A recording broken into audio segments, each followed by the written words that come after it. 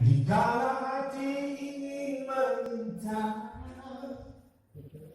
dikala rindu makin membahana, dikala air ma'rifat mulai mengira, sang musuh datang menghalang, namun cinta selalu datang. Dalam kalbu rasa terucap, ya Allah, kapankah badai penghalang perahu biasaku berakhir?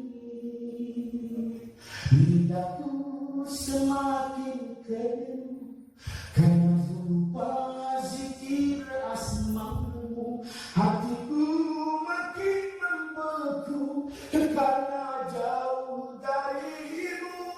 Dan kulai dengan angan-angan, kapan terkejut hati terduga di saat tu tak lagi berdaya.